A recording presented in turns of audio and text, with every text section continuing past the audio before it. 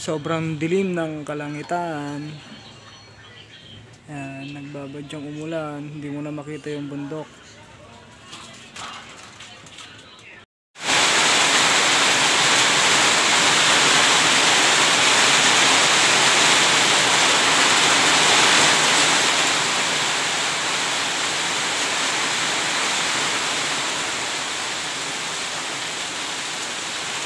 Six and a half hours later.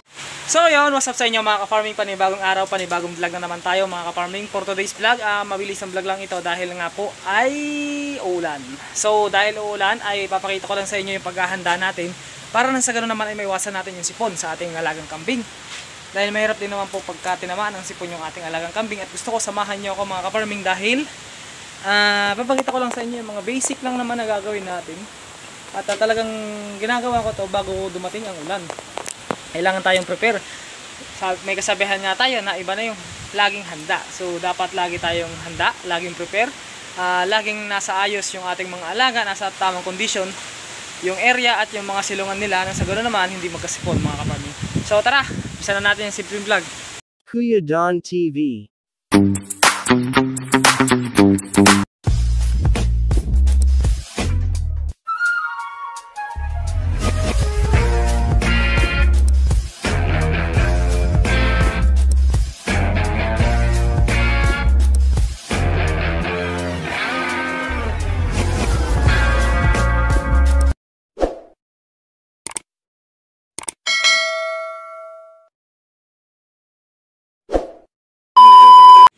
So yun, ganito tayo maghanda sa ating mga alagang hayop. Unang-unang gagawin natin kasi ayan makulimlim. Uulan na. Ay grabe. Ayan maambon na nga. So ganito natin ihanda. Baba lang natin to para kahit papano ay makontrol ang hangin. Yan. At yan, meron naman na tayong mga nadamo. Papakain natin. Nagpakain na tayo kanina ng isa. So marami pa tayong stock. Check lang natin. Ito, baba natin to para makontrol kahit papano ang hangin. Dito naman yung rabbit. Okay naman. Yan, punta tayo dun sa baba kasi nga syempre bago dapat bumagsak yung malakas na ulan na yan ay maambon na nga eh. Dapat bago bumagsak ang malakas na ulan ay handa tayo. So hindi pwede naman na kailan yung malakas na yung ulan saka pa lang tayo bibisita sa ating kulungan. Dapat ngayon pa lang na pabagsak pa lang ang ulan ay bisitahin na natin. So ibababa na natin to kasi lalakas na yung ulan. Ibaba natin para makontrol yung hangin at para hindi sila mabilis sipunin. Kasi alam naman natin na pagka malakas ang hangin ay sureball yan na magkakasipon ng ating kambing. Kaya kailangan nating handa. Lagi tayong handa. Ayan. So natin, binaba natin yung tolda. At yan, kung mapapansin nyo ay so nagpakain na rin tayo. Ang oras pa lang dito ay 1:00 pa lang ng hapon. Ayan. So ayan na, lakas na ng hangin. Ang lakas ng hangin. So malakas na po ang hangin. At ayun na yung ulan. Umuulan na. Ayun na po, malakas na ang ulan. Ano?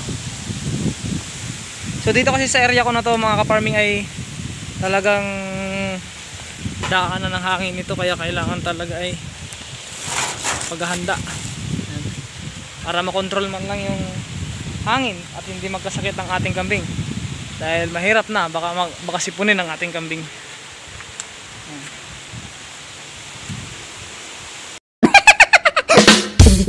You know? Malakas na ang hangin mga ka-farming. Yan. Malakas na ang hangin.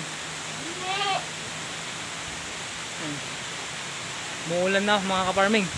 Ayun, tumutulo na yung ulan. Sobrang lakas ng hangin na to mga ka-farming. At sila pa rin ay tuloy pa rin sa kain. Ayan o.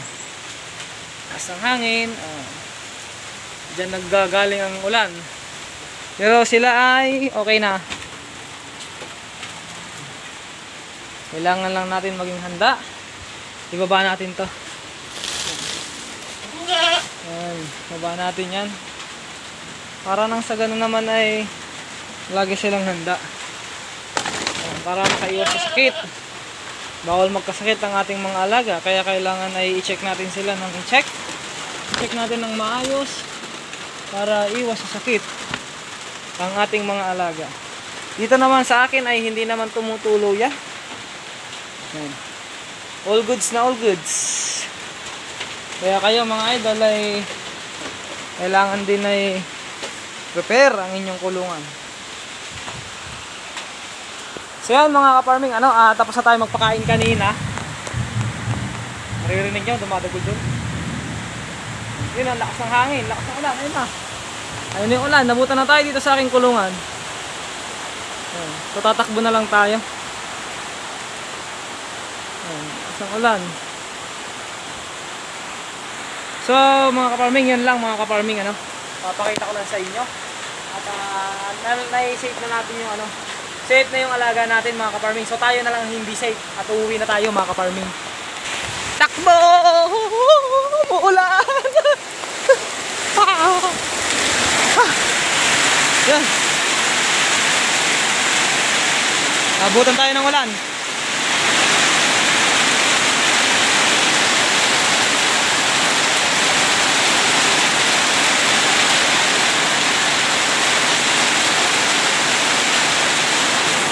So yun mga ka-farming, nabutan tayo ng ulan. At dito na natin tatapusin yung ating vlog mga ka-farming. So peace out sa ating lahat.